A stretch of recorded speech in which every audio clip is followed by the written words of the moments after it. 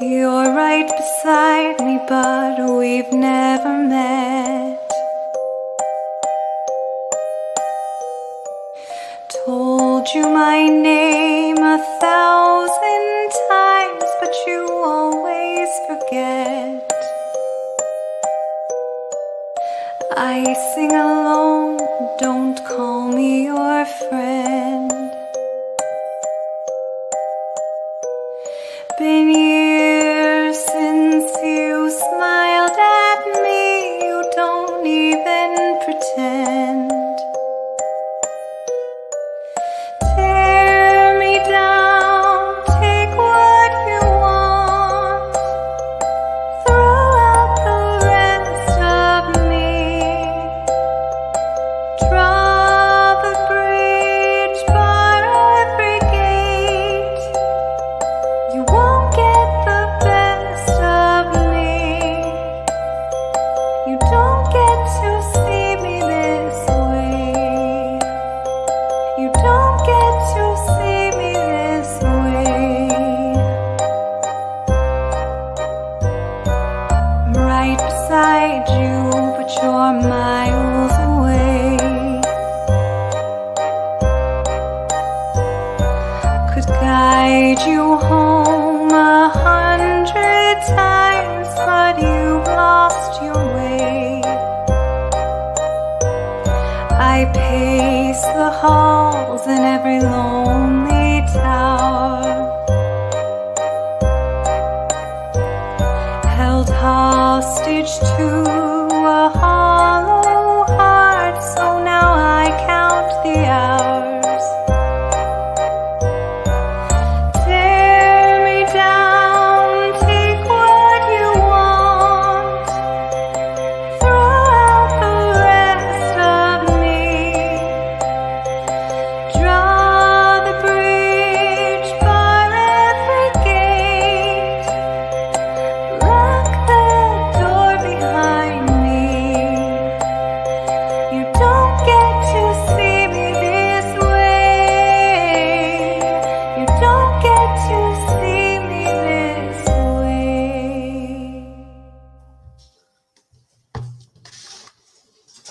Hey, Oh my gosh, hello, Benjamin.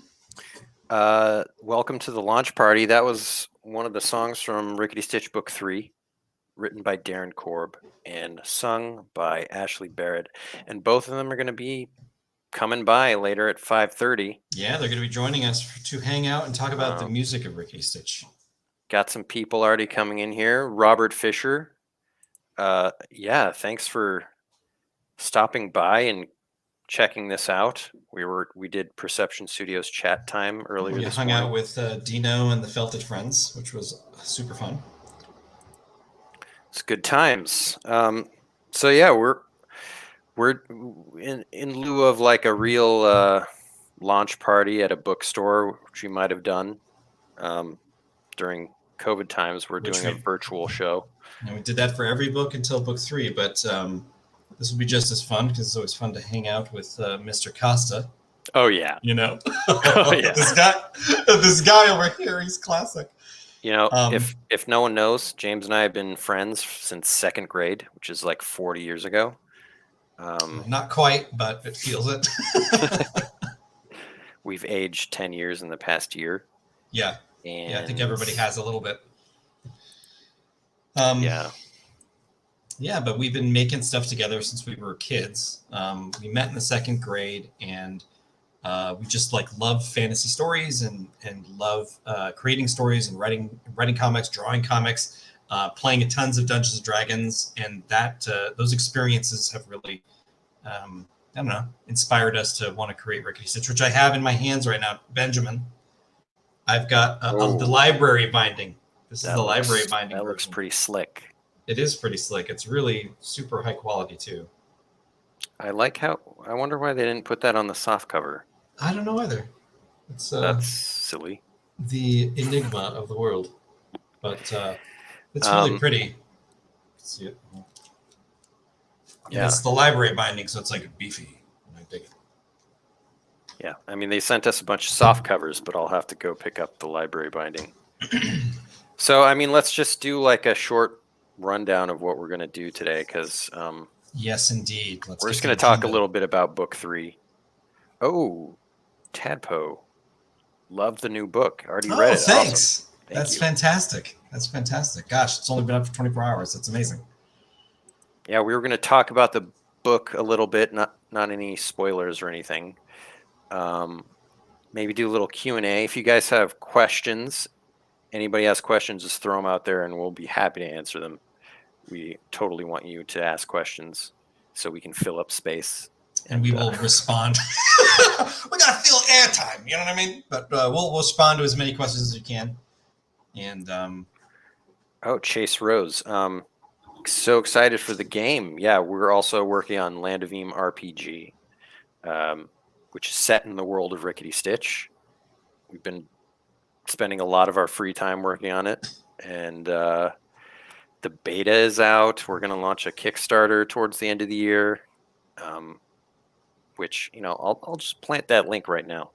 Yeah, if you're hungry for more Rickety Stitch World, Land of Eam, you can check out landofeam.com, and Ben will send a link to for more information about the upcoming game, which is going to be super cool. We also stream it. Skull Dixon finished book 3 last night. Thank you. Awesome. Fantastic. Thanks, everybody. Thanks, Robert. Yeah, and we're also going to do a giveaway later after we have our special guests on, the musicians of book 3. We're going to be asking some questions about Rickety Stitch, and those who answer the questions properly have a chance to get a book. Some of them are a little difficult, They might be a little study. hard. Everybody, hit the books. You know what I mean? You better get books 1 and 2 out. You know what I mean? Because it's a trilogy list of questions. Tadpo asks, I'm curious, will Rickety Stitch be continued, or are we going to be seeing other characters in the protag seat? That's a great question. So the Land of Eam is kind of huge, and we do want to do other stories, but we definitely have more plans for Rickety Stitch. Yes, I can definitively say that we have more plans for Rickety Stitch. Our next project will have new protagonists in the Land of Eam, and we will probably talk more about that later in the year. And of course, the Land of Eam RPG takes place in the Land of Eam, and there's where you folks get to be the protagonist and take on the challenges of perilous Eam. Yeah, I would say, don't forget Rickety Stitch. We do have plans, and we're going to find a way to get his adventures out into the world. Yes, and there may be some short Rickety Stitch adventures that take place in the Land of Eam that continue his story that might be available on Patreon, but we haven't fully discussed all the details yet. But stay tuned, and follow us, and you'll get the updates. Chase asks, I'm new, so I apologize if this question is stupid. No stupid questions here. But are any of the characters based on yourselves? I would It's a tough say, question. yeah, that's a really tough question. I am a goo, so I definitely feel for the gelatinous goo's plight. But in reality, I think there's a lot of us in all the characters, because there's a little something in all the characters that kind of represents something that is dear to Ben and I, or our behaviors. And I would say Rickety Stitch, both Ben and I, we can relate to going on our own individual self quest of discovery and finding out what we wanted to do with our lives, and just the kind of thing that everybody faces when they're growing up. And Rickety Stitch might be, an ancient skeleton, but as an anonymous ancient skeleton who's on a quest to find out who he was and who he is, that's something that I think both Ben and I really can relate to, or anybody really. Ditto, Ditto. What James said. Yeah, I relate to Rickety Stitch's his self-doubt, sometimes. No, that's a good point though, because I do too. I mean, just looking at the history of Rickety Stitch and like the struggle that it has been to just realize the project, make the project, bring it to everybody. It's like takes a lot of hard work. And Ben always makes fun of me because I keep saying like we've been working on this for 15 years, but it's like 20 now. It's like we've been working on it for 20 years, and it's not just Rickety Stitch. Like the Land of Eame is something that's like dear to our hearts, and there's always times where we question like, oh, is this do people like it or whatever? But you guys have been awesome and have really let us know that you liked it. Will there be future web comics? I remember reading book 1 as a web comic before it went to print. So this is really early discussions between James and I, but we were talking about doing a Patreon comic, and none of it is drawn yet. But it's a fledgling idea. We have stories and adventures that we think would be fantastic for Rickety Stitch to continue his quest. I mean, we have the whole story like outlined. It's just a matter of execution. Like I said, 20 years. Yeah, it's about calendaring and execution, and we'll definitely be releasing some updates about what happens next for the Tales of Rickety and Goo.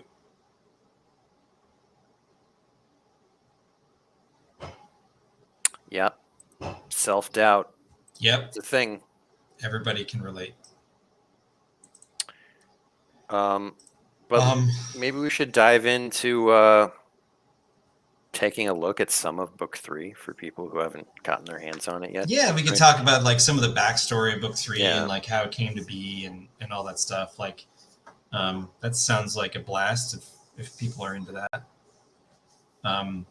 Well, I mean, one thing that's kind of amazing about Rickety Stitch book 3 is that it was delayed like an entire year because of COVID-19. It really threw a loop for everything, and the book has actually been finished for quite a while. And so it's been really inspiring and fantastic to finally like see it real and be available for everybody. And I love that so many folks have already read the whole thing, and and I've been getting lots of messages about people revisiting the entire series, like starting all the way from the beginning and reading all the way through, and it's really inspiring to us. Hey, Lena, let's do this. Book 3. What are some nuggets that we can share about book 3? Well, as I take a sip of my coconut water, gotta hydrate. I mean, I could show off some thumbnails of book 3. Yeah, sure. Let's go through the process a little bit, because I don't think not everyone knows our creative process, and could share a little bit about that. Everyone always wants to. How do you do it? Why do you? Oh yeah. So we start out with a script. That's kind of boring to look at. Actually, the very first thing is we brainstorm ideas. Then we move to an outline, kind of like get the whole plot down, character arcs and whatnot, just getting that all down on paper. And once we have that, we move to writing a script. And we do this all in Google Docs, so we can both write and collaboratively put it together. And we'll often do it on a video call simultaneously so that we can actually chat and walk through ideas and walk back ideas. And it's we have the benefit of having known each other since we were little kids, so we really understand each other's sensibilities and stuff. So it's really easy to collaborate and create stuff. So once we have the script, we'll move to thumbnails, and this is where I just draw sketchy stuff like this on computer paper. So this is the entire book.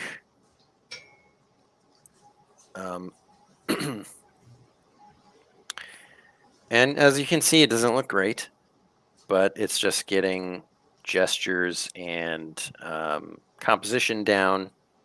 Yeah, and like to add like a little bit here, If creating a graphic novel is like something you want to do, I would definitely recommend making a sloppy first draft that kind of aligns where the characters are, what's going on, and all that stuff, because it's really helpful.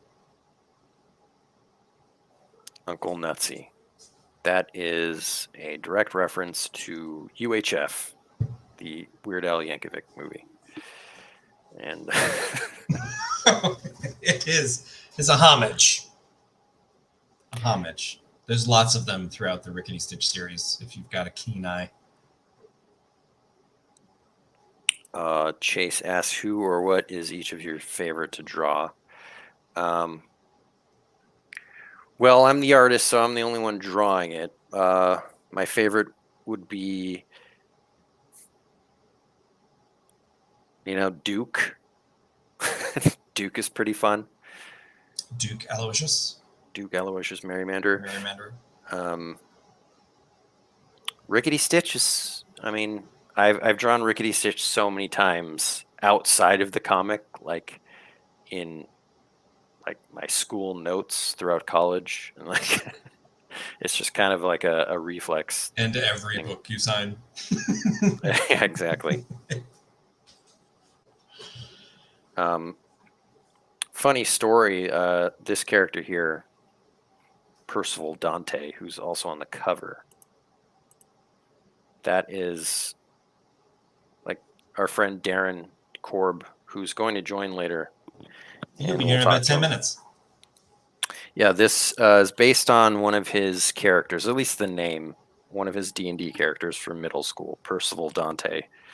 And we sort of made him into kind of like an antagonist for Rickety Stitch.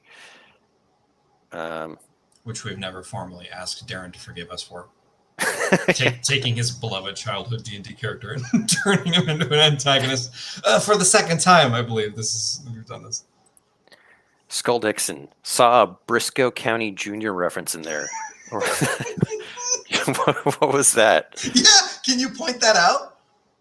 I don't think that was intended, but I love the idea. That's funny. So one of the characters that we love from book 3 is Eugene Clovertuck. It's a brand new character. Kind of added a new wrinkle to book 3, I think. Yeah, it did. There's like a subplot with Eugene. He's in the city of Harp's Edge with Rickety and the other characters. He's one of the town guards.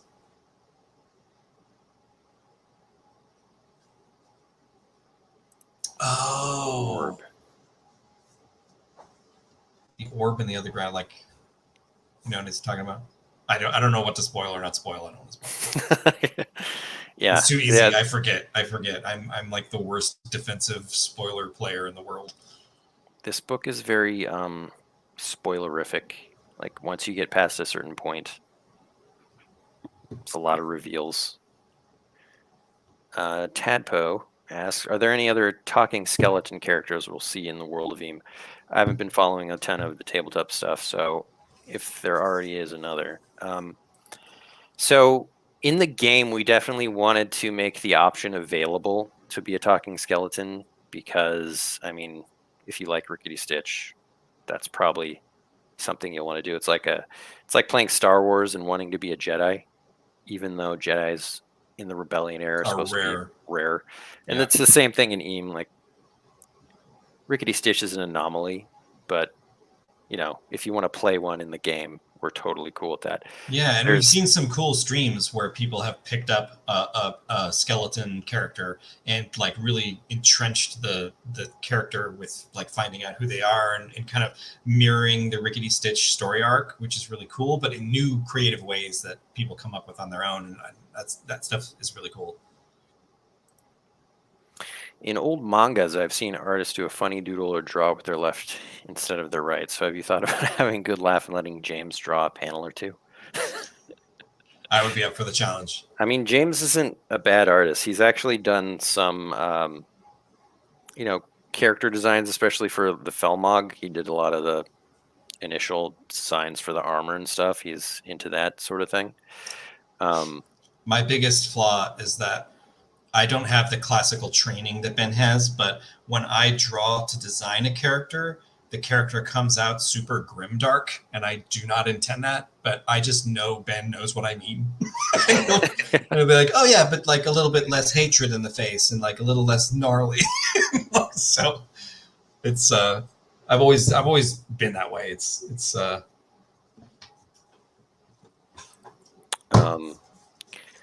So I see there's going to be some tea on the Black Knights. I've read up on their city and the clans and stuff, but it only made me more curious about them. Yeah, so the Felmock Knights. Should we like tell the story of the Felmock Knights? Like what they're about? Yeah. So like back in college, I think the first Felmogs ever were back in college. I like wrote a short story about a single Felmock Knight who's kind of a gnarly dude. But the Felmock Knights in the land of Eam essentially Malachor. Thank you. It's been a few years. No, but the Felmock Knights in the land of Eam come from a northern, like a really wealthy northern realm above where a lot of the story takes place, and they are essentially like they're kind of like Grail Knights. They're like kind of a darker bent quest knights that are obsessed with challenging themselves and going on these extremely hazardous quests and finding relics and treasure and a lot of vain glory. They're like after glory. Vainglorious. Vainglorious, actually. And there are different orders of the Felmock Knights, and I think I'm not sure if they're all mentioned in Rickety Stitch, but definitely the Order of the Black Candle, which is one of the antagonists of the Rickety Stitch series, are a bunch of Felmock Knights that have aligned themselves with the Gloom King, and so they've chosen a dark path for themselves. And in the land of Eam, you get to interact with different orders of them. We've got a group called the Felmock Outriders, which are essentially these quest knights that aren't necessarily affiliated with the Black Candle, but are tough, weathered warriors and adventurers that travel throughout the world and kind of give the land of Eam that like mix of tone that Ben and I kind of love, which is like Lord of the Rings meets the Muppets. Yeah, Lord of the Rings definitely meets the Muppets. On the Lord of the Rings side. They're on the Lord of the Rings side. They're playing it straight in the land of Eam, whereas like Rickety and Goo are like, hey, paisan! It's a fun place to play in. Skull Dixon asks, how do you go about writing the songs for the series, especially book 3? Well, that's something we're going to get into real soon with our buddies who are going to come on any minute now. Yeah, totally talk about that. Totally. We'll have Darren. We're going to have Ashley. Both of them performed for the Rickety Stitch songs, and then I just got a text message, Benjamin, from Evan. He says, literally seeing my godchild to be off to the hospital to get born right now. I could be a few minutes late. So he's got something important going on right now, and he might be a few minutes late. But Darren and Ashley will be joining us very, very shortly. Cool. Yeah, he might not make it. He might not make it. Something's going on. But congratulations to the family. Should we play a song before we bring in the musicians? I think that's a great idea, and the timing is perfect. Why don't we play? Let's play a hero in name only, a duet between Darren Korb and Ashley Barrett. A hero named Eppley. I'm sorry. What did I say? You said the song from book 2, a hero. Oh, of course. See, the backstory in that is that Rickety wasn't happy with his song that was kind of warped by Krog in book 2, and so he kind of went back to the drawing board, and after his experiences in book 2, he rewrote the song, and we're going to play that for you right now. Here we go.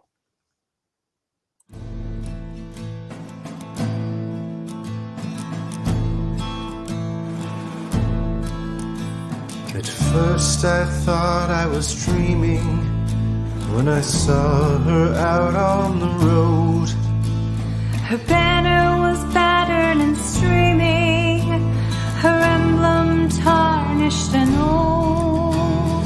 I knew that she was a hero, her eyes blazing bright like a fire.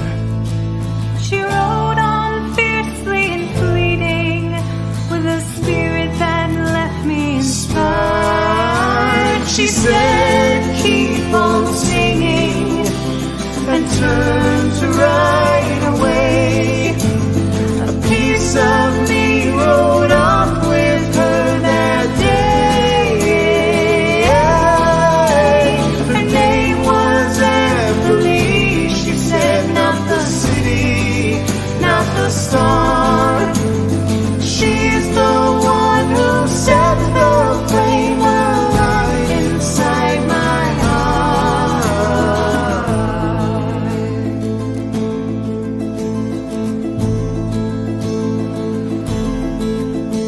She wasn't my dream of a hero, her armor dusty and worn. A long road ahead without resting, no time to reflect or to mourn. Her sword and her spirit were fearless, her heart courageous and brave.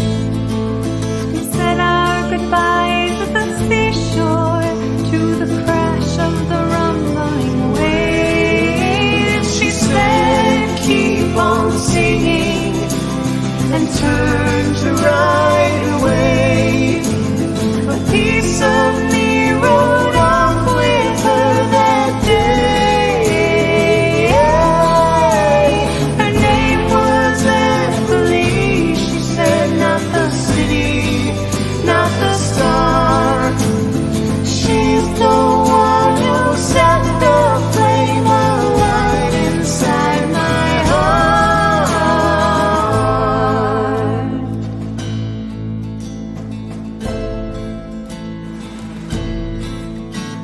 You'll always be here right beside me, no matter how far you go. Your quest may never be over, but your legend continues to grow. They say that the world has no heroes, but clearly they've never met you. I'll never forget what you told me. Let this song tell all the world too. She said, keep on singing. Then I turned to stride away. A piece of hers rode off with me that day. Her name was Emily. She said, not the city, not the star. She's the one who set the flame alight inside my heart. She's the one who set the flame alight inside my heart.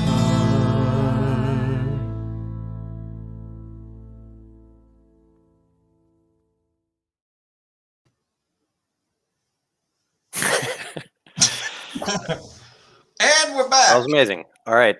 We're going to bring in our special guests, Darren and Ashley, Darren Korb, Ashley Barrett, who just sang that song. And here they are. Hi, welcome, guys. Thanks for joining us. Hello. How's it going? It's going fantastic. Yeah, that's an amazing song. It blew us away when we heard it. For sure. And For sure.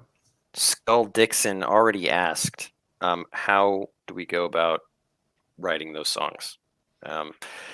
So, I mean, it starts out with, thematically what James and I want Rickety Stitch to be talking about, essentially, with his songs. Mhm. And we kind of just approach it like a poem, essentially, because we're not songwriters. I mean, don't sell yourself short. You've written a few songs. Oh, We've But written yeah, a couple songs.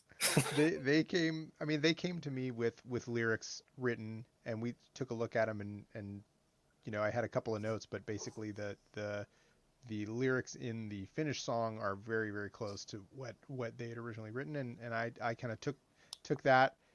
We talked about the sort of thematic significance of it, the point at which it occurs in the book, what's happening, all that stuff, and to try to sort of capture that moment as best as possible in the music for the song, and then I would take that, and try to sort of wrap a song around the lyrics that already existed.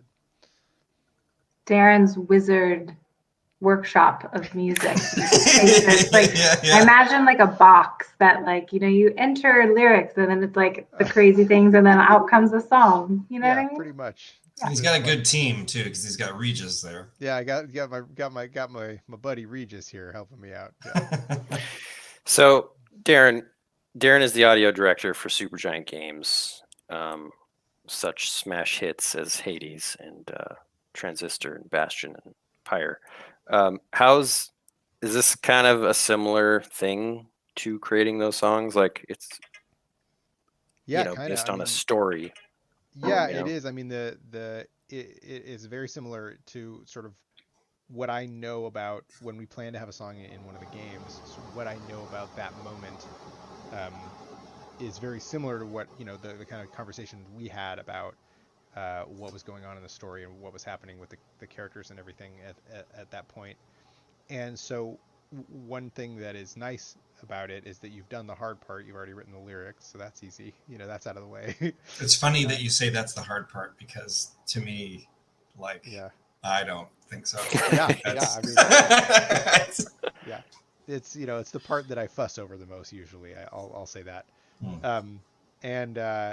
And so that's done, and there are enough constraints that I'm able to just sort of zero in fairly quickly on where I feel like it should go, and just kind of pursue it. Yeah, and so it is fairly similar to how I approach stuff for the games, but it's even more constrained. So in some ways, it's even a little bit. My task is a little bit simpler.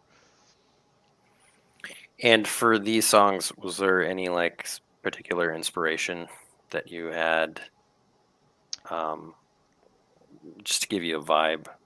Yeah, for sure. I mean, I for Canta's song, just based on the vibe I was getting from her character, and I looked at like Nightmare Before Christmas, like Sally's song from Nightmare Before Christmas, and just like kind of Danny Elfman-y vibes is what I was kind of getting from her, and so yeah, and then of course I wanted it to be a music box just because she's sort of like singing to herself in a dressing room. It's like, well, it's got to be a music box then.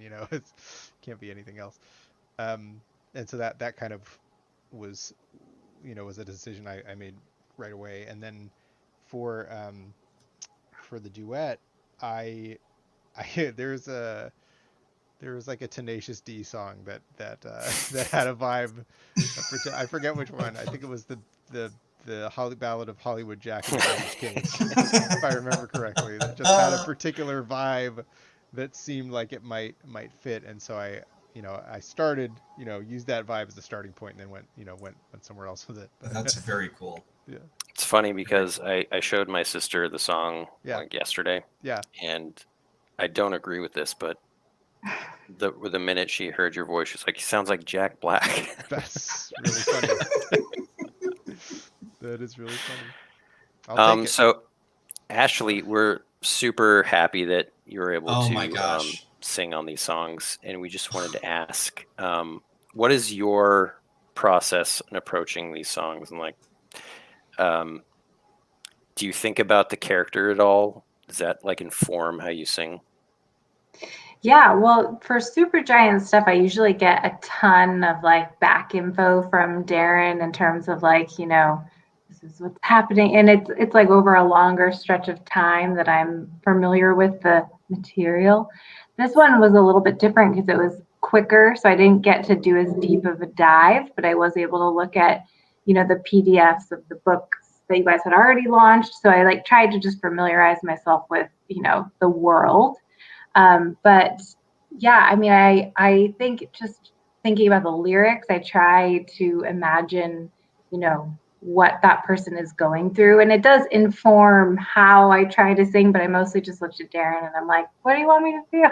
Do you want me to sing this quietly or loudly? And he always is a great, guide for me to know where to go. But yeah, this is fun. It felt like a whole different world, obviously, because it is. But yeah, it was cool to experiment with new people that I wasn't as familiar with, if that makes sense.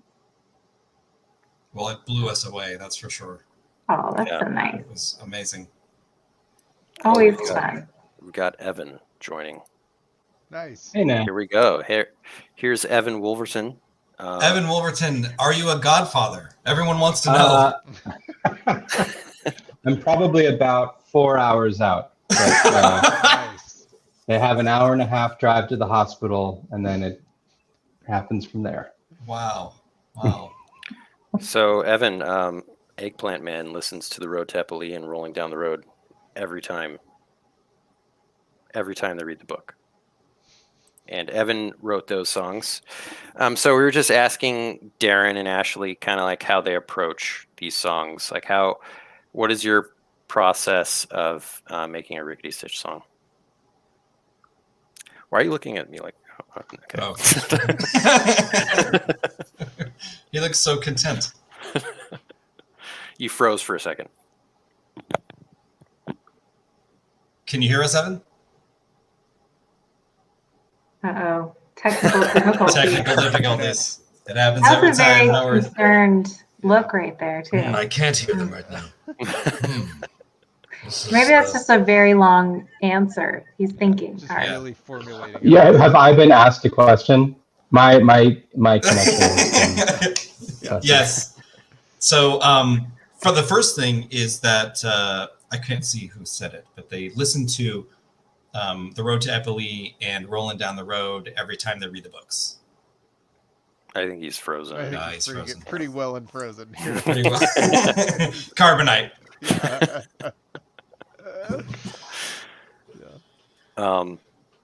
Well, we can. He can get his stuff figured out. It should be fine. That's a good face, too. Oh, Eggplant Man. That's hilarious. Yeah. SF Dragon, sup, welcome. We were just talking to the musicians of Book 3 here. We don't want to keep you guys too long. So I think we only have one last question for you guys if you're Okay. down. Yeah. I am down. What are your favorite characters in Rickety Stitch? My favorite, I think, might be Duke Merrymanderer. Ben's favorite to draw, so it's all coming together. I just love, like, when I read his D-O-O-K, I thought that was so funny. Duke. Duke. I don't know why something about that spelling really tickled me, and so yeah, I love that character a lot. Cool. Can I say, does gelatinous goo count as a character? Of course. Oh my gosh, Oh, yeah. Does he count?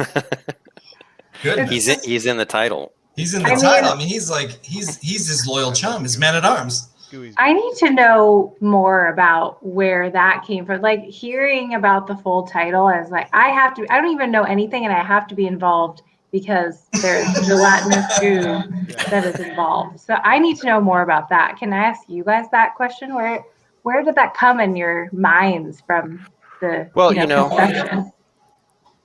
It's derived from Dungeons and Dragons, where they have gelatinous cubes, which are these giant, like, unintelligent monsters that kind of crawl through dungeons and consume things. And so we wanted to pair Rickety Stitch, who's a skeleton, who you normally think is like a baddie, with a similar, like, misunderstood monster. So we made a gelatinous goo who's like tiny and afraid of the dark and like the brains of the group. If you sprinkle a little bit of R2D2 onto the goo, Yeah. you get kind of an idea of their relationship because he can only communicate in punctuation, so you never exactly know what he's saying, but it's communicated through Rickety, and you get the sense that it's like really eloquent and like he's got good ideas. Yeah, Rickety understands him. Yeah. Yeah.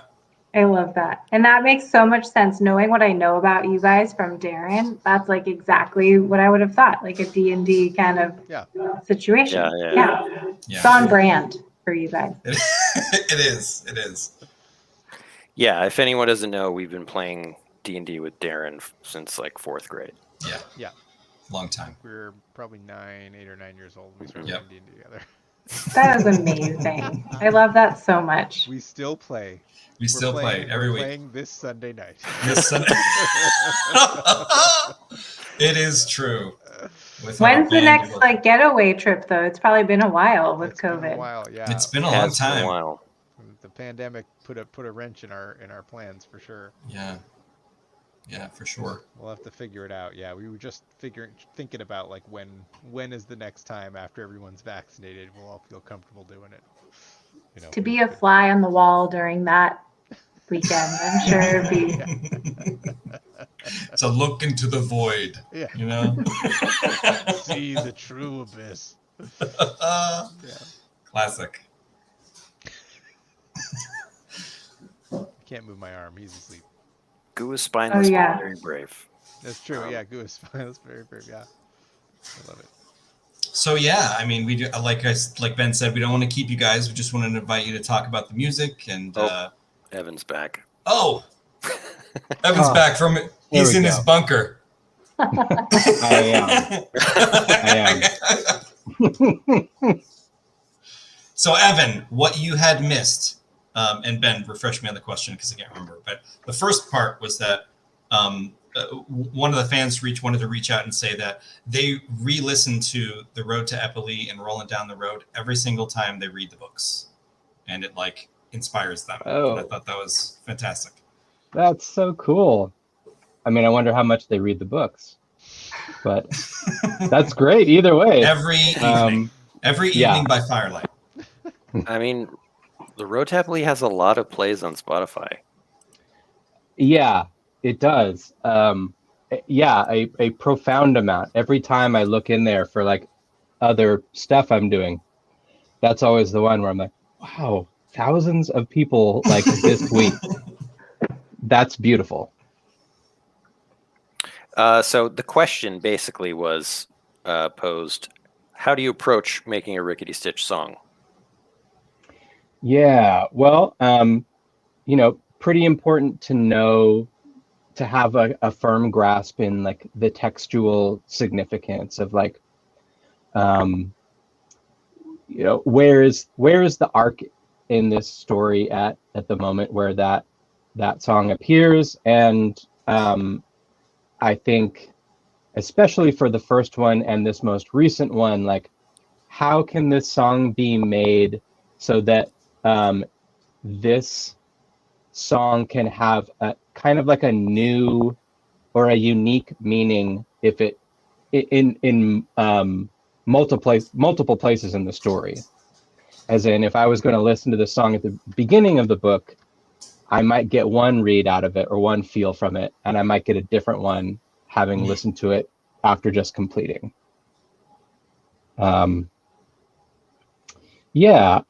really enjoy getting to kind of think about like timelessness of music. I'm someone who's studied a lot of world music from some different places, mostly Europe, but also like places like Greece and Turkey, and British Isles and stuff like that.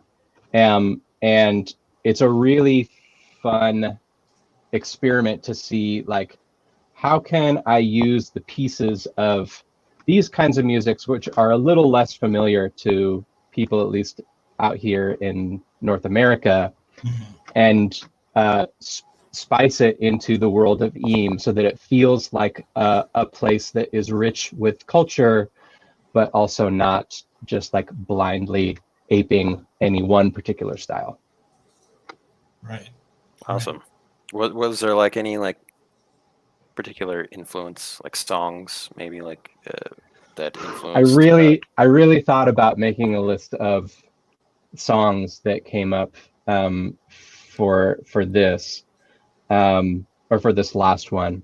I'm gonna have to get back to you on that. I'm gonna have to like really peer Make through it the Spotify history and see inspiration like playlist. which were the ones that really felt right to me. Yeah. I Very wish I cool. had those names right off the top of my head. It's all good. I have a very obscure reference for what I thought of for Kanta's song, which I feel like none of you will even understand, but I'm just going to tell it to you. I'm super intrigued now. Did anybody watch Kids Incorporated? Hell yes. Yeah. Okay, so does All of us- anyone Looks like we made it. going down one, like clicking down, there was an episode, Jennifer Love Hewitt, it was her episode, and she was like in a toy world and all the toys came alive. Does anyone? Oh I yeah. don't. This sounds vaguely familiar. I don't remember it though. Well, that's what I thought about, Yeah. and I feel like that Robert show Fisher. needs.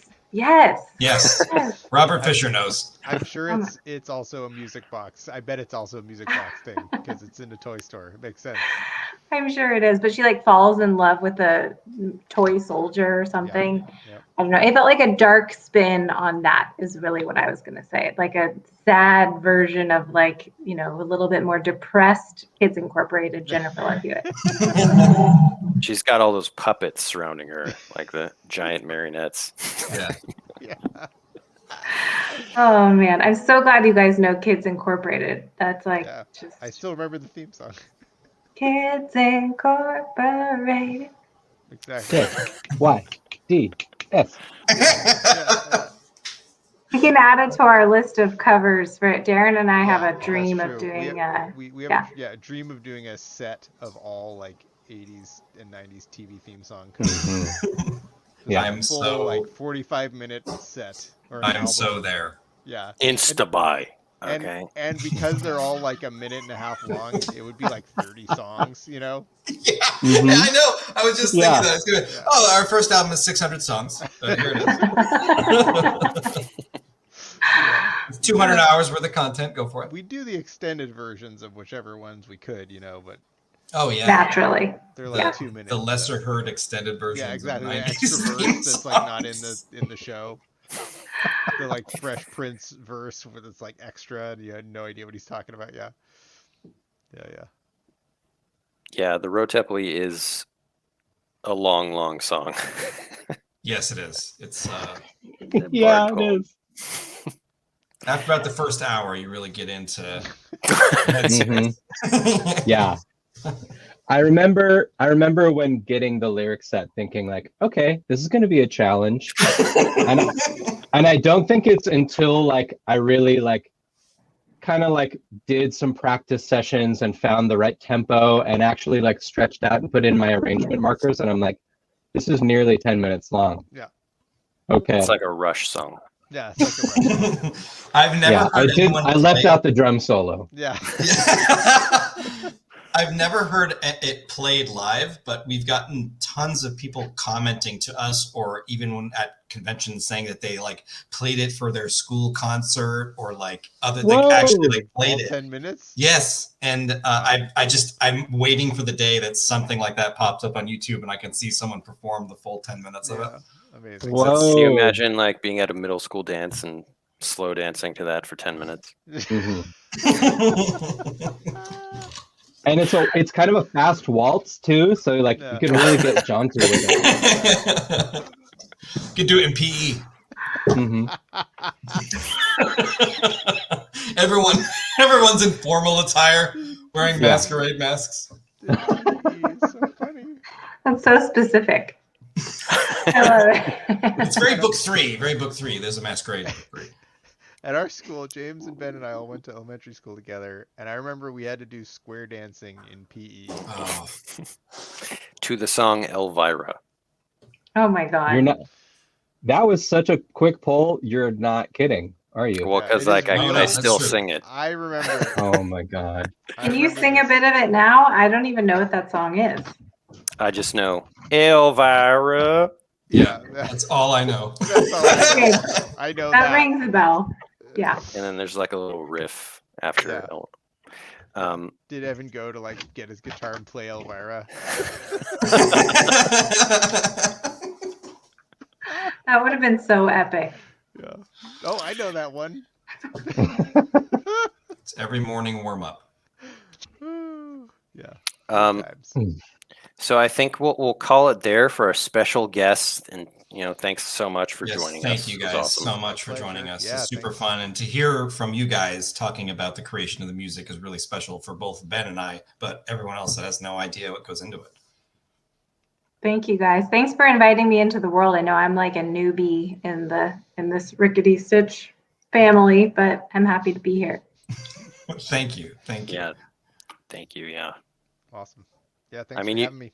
we were blown away when we heard the song because Yeah. Darren sent over him singing in a high voice, which was great.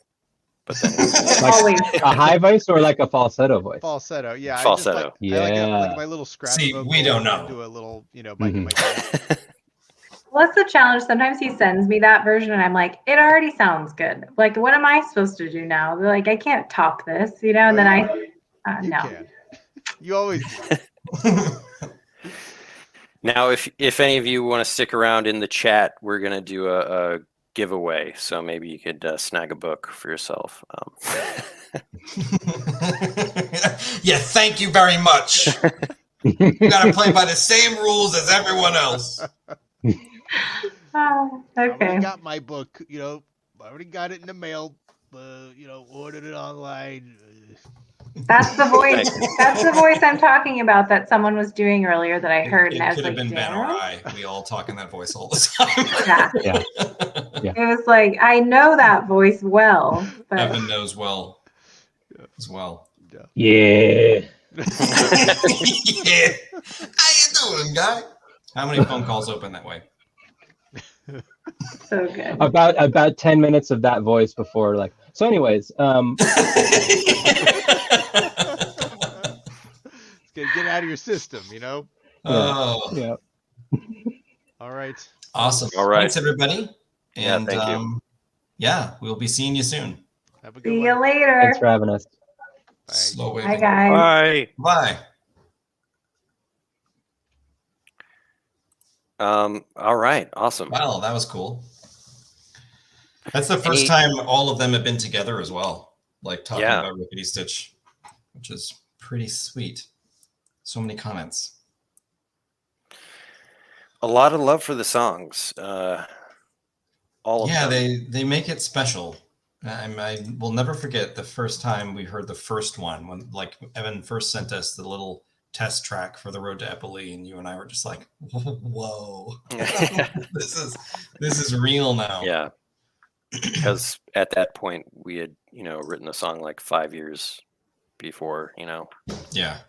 And it was like we weren't sure if it was even executable as a song because it's just like chapter 1. It's so long. Should we dive into the giveaway? Yeah, I think we should dive into some giveaways. We've got some questions for y'all about the Rickety Stitch trilogy. Yeah, so this is how it's going to work. Okay, we're going to do a couple, 2 questions basically to give away book 3, and then we're going to do a random drawing basically to send someone an entire trilogy, so you don't have to know anything, which is great. You'll join our side of the table where we know nothing. Okay, so how should we get this started? Should I just ask the first question? What do you think? Yeah, and I guess it's a chat, so whoever answers it first. Whoever answers it first will just go by the timestamp to make it easy. And these are not going to be super easy, so prepare yourselves. All right, question 1. The first question. What is the name of Duke, Busky, and the Organistrum twins bard troupe? So what's the name of the troupe that contains Duke, Busky, and the Organistrum twins? And depending on how many people answer, And if nobody answers, that's cool. We've got other questions. Because we tried to make them, we wanted to make them hard so that, it'd be a challenge. You know what I mean? A challenge. Oh yeah. Got a lot of uhs.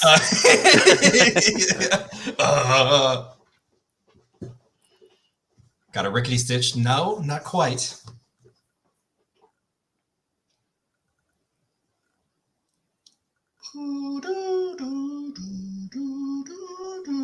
I know it's the merriment something. Close. Oh, very close. Eggplant man might be onto something. Goodness. Goodness gracious. How long should we give people? 10 more seconds. All right. I'm watching the timestamp. 5, There is, yeah, 4, 3, 2, 1. it's pretty fast. Sorry, I was trying to catch up. It's now been 10 seconds. It's now been 10 seconds. Okay, no problem. We're gonna go on to the next one. And there is a little delay, so if someone like That's gets true. in the next few That's seconds, true. then There is a little bit of a delay. but Um, Jelly and the Skeletons. that's really good. That's really good. That's delightful. All right, let's go to the next question. Well, I guess we should give the answer. Oh, that's of And course. they are called the Magnificent Mary Mandararium. It's a Yes, it's another. it's a tongue twister, It's another tongue twister. Ben and I happen to enjoy the tongue twisters. and it's Ziggy. not a good name, and they And Busky that's acknowledges that book 3. part of the gag. All right, second to question. Oh yes, eggplant. We know, yeah. Yeah, Book you're one. 100% right. The name of Rickety Stitch's band is Well, Jelly it and was- the. They were workshopping it. They're workshop. Yeah, right. They're ripping. They're ripping. They're ripping. It was never decided, but it might be in the future. Okay, next question. Who is Rickety Stitch's musical idol? His musical idol. His Now, musical idol. this is also mentioned in book 1.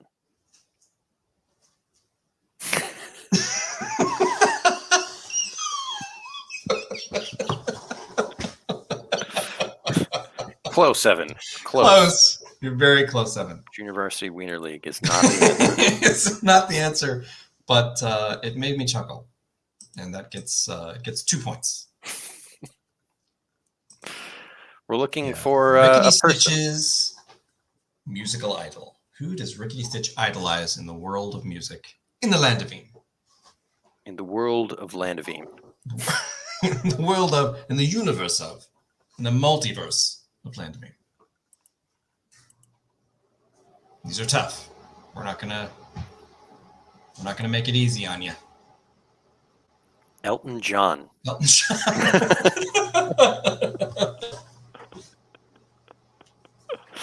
Elton John. It's a good guess though. It's the kind of joke Ben and I would actually make while writing the story. What if he loves Elton John?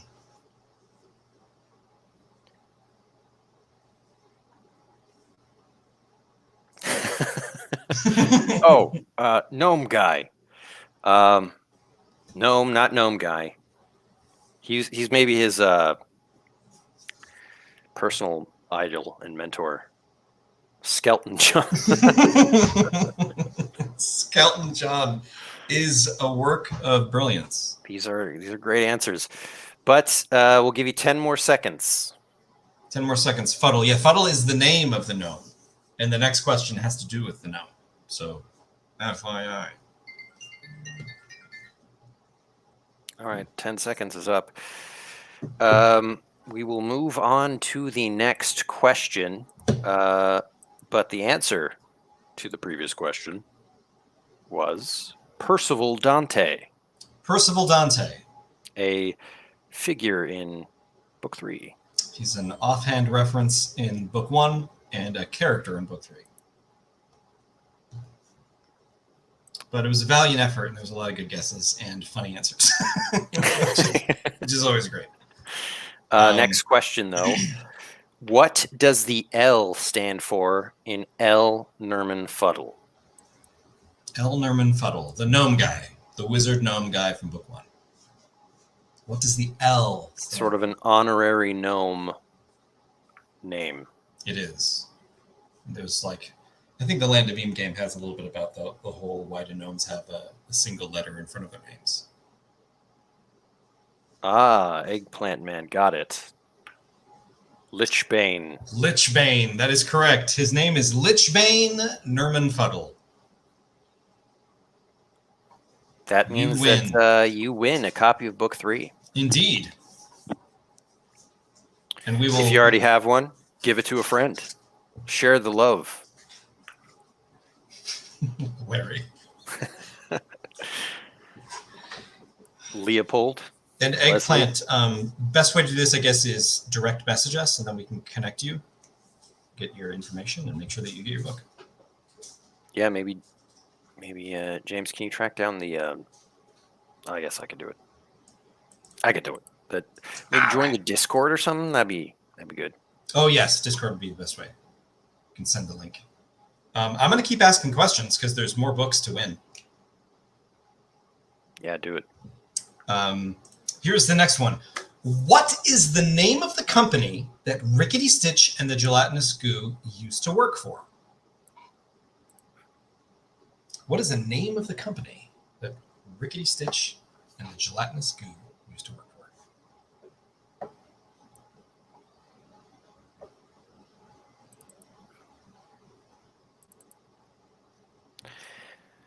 The name of the company. It appears in all 3 books. All 3 books, it appears.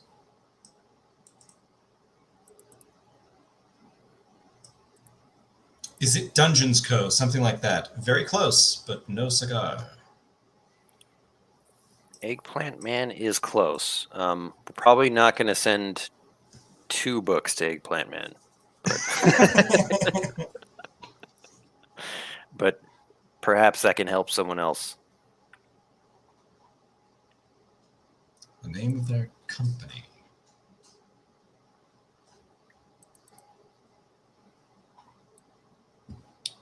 It's my favorite name of all the companies in the Land of Beam, of which there are several.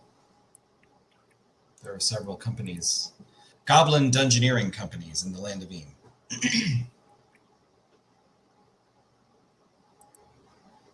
Eggplant Man. Eggplant Man is correct. He's already won. Eggplant Man has won already. It's unstoppable. We haven't accounted for this. Well, maybe if Eggplant Man is feeling generous, he will allow us to ask additional questions so that someone else can win his copy, his second copy. That makes sense. Yes. Let's see. Do I have more questions?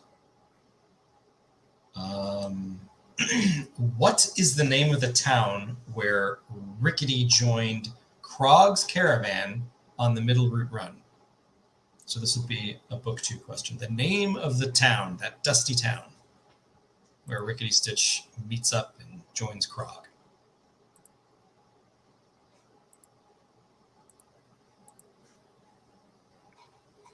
The name of the town, whose population is always dwindling, because it's a rough and tumble Tatooine type place. Tatooine. Tatooine? Raspberry milkshake. Ooh, raspberry milkshake. Hold up. Here's the link to our Discord, by the way. Raspberry milkshake. Eggplant Man's going to be building a fort out of book 3s by the end of this.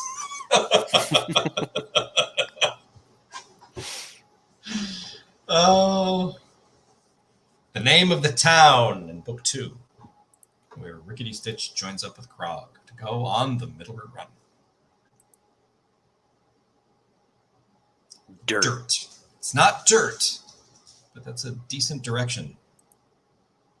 Raspberry milkshake, Slogtown. All right. That is correct. Slogtown. No, You you're are right. correct. Yeah. Slogtown is right. It was named Slogtown. Excellent. All right. Slogtown. Raspberry Milkshake is claimed a book 3. So for both of you that won, I think the easiest way would be to go on Discord, DM one of us. And we can We're take your supposed to information and make sure creators. that we send Yeah. those books off to you. And we're going to do a full trilogy. Yeah, so this was a random one. So what do you think we should do? Should we have... Oh, So everyone present, type 1 in the chat.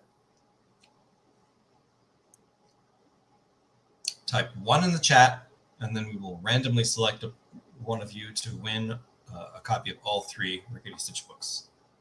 And if you've already got them, it's an awesome gift to give to someone, you know.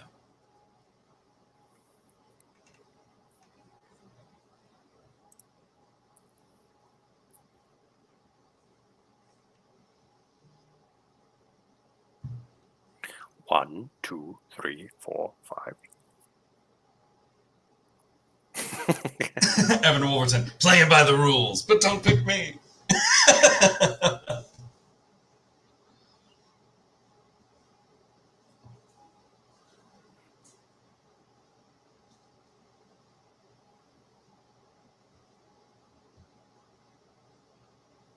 All right, we'll give it another minute here, so everybody's got a chance to send us their one. Yep. If anyone is...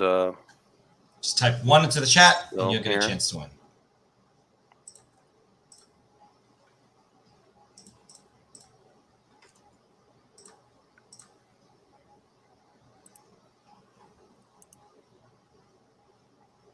Cool. I've seen you both joined the Discord.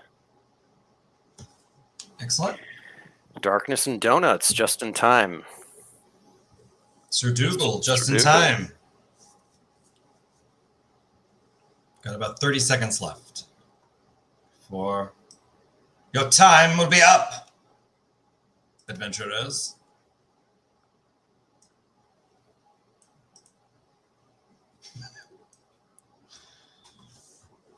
Just type 1 into the chat for a chance to win the trilogy.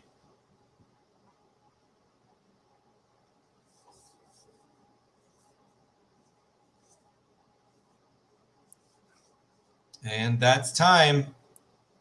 All right. We will randomly select the winner. Random selection.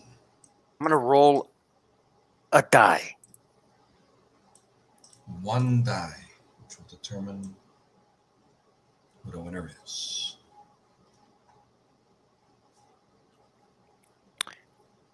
Well, I got Robert Fisher. Robert Fisher, is the winner. congratulations. You've just won the Rickety Stitch trilogy. How are you going to celebrate? Ashley says, don't. Don't pick me either. No, Robert Fisher is our winner. Congratulations. Make sure to join the Discord and DM us. I think the link has already been sent out. I can't see all the stuff. Yeah, Robert, just join Discord and We will be sure get you to set up. mail you that trilogy right away.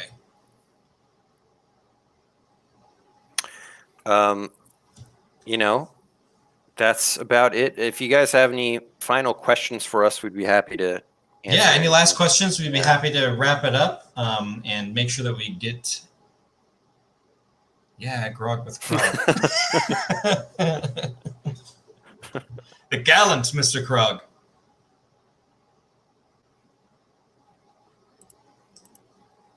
And if you haven't read Rickety Stitch yet or gotten the new book, we really we go check out your local bookstore. You know, they've been struggling obviously through COVID-19, so we would love if you could support your local store. And if they don't have it, you can ask for it. They can order it, and you can also order it on Amazon. And if you do, we would really appreciate a review. It really helps support us.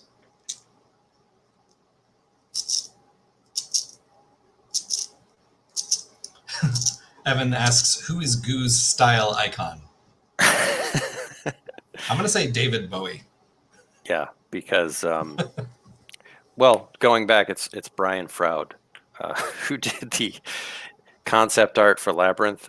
So this is like one of the cases where it's like completely almost ripped off from Labyrinth. There's a lot of that in book 3 because I watched the masquerade scene in Labyrinth like 50 times when I was doing that whole thing. And he is dressed as basically the beggar that David Bowie is dressed as when he's like hunched in the corner, disguised before. Yes. Onpio asks, when did you guys first come up with the story of Rickety Stitch? I know you're wrong, but like, what's the story? So the story, like, we first came up with Rickety Stitch. It was sort of a, we did it for like a mini comic, right? Is that the first Rickety Stitch? And we wanted to do like a. I think we came up with the idea before that, and we had like this grand plan, like a serious story where the first thing we talked about was a skeleton waking up and like realizing that he's alive, and there's like a marching army and him running away. Yeah, actually, the first character we ever created for the world was the Gloom King. Yeah, I think so technically the primary villain of the world was the first character we ever came up with. And so then we had that Rickety whole Stitch concept came into play as a skeleton, and then we played around with his name. We kept saying like lickety split to each other, which was like we liked the cadence of the way the words sounded together. And then Rickety Stitch's name came together with like, oh, he's like rickety like a skeleton, and then he's Stitch was like he's held together, but then it actually became part of the world where a stitch is another word for a bard. And so the idea of like Rickety Stitch rising from the grave and, you know, not knowing what's going on, and the skeleton army and stuff was like really the first stuff that we ever came up with. And it kind of riffed from essentially coming up with a supervillain first, which is weird. After watching Conan the Barbarian, Arnold Schwarzenegger in a college dorm room. But the funny thing is we did a bunch of mini comics where Rickety is all goofy with the goo, and so that kind of like meshed the two ideas really. Yeah. And then that's actually the moment that it became like Muppets meets the Lord of the Rings.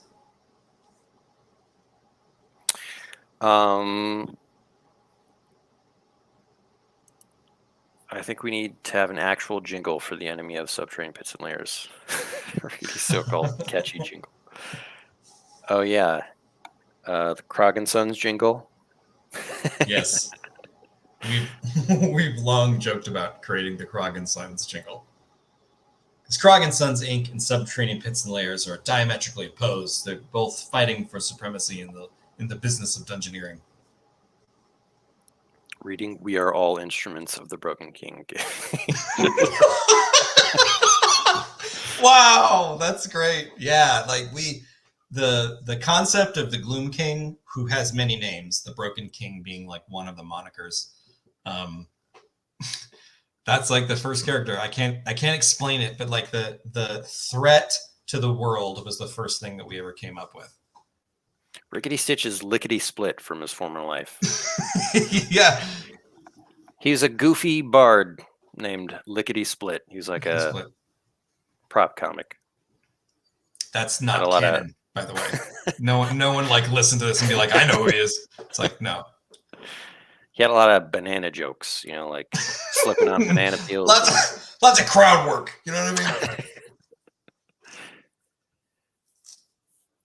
I mean? Cool. Awesome. Well, I think now is a good time to call it. It's been great to celebrate the release of book 3 with everybody. It's been a long time coming, and the response has been fantastic so far. And if you're interested in like learning more about what's going on with our projects, like feel free to go to landofeme.com and sign up for our newsletter. We try to update people as frequently as we can about new projects and what's coming next, what you can expect from the Land of Eam. And if you're at all interested in checking out the Land of Eam RPG, we're going to be running a Kickstarter later this year in September-ish.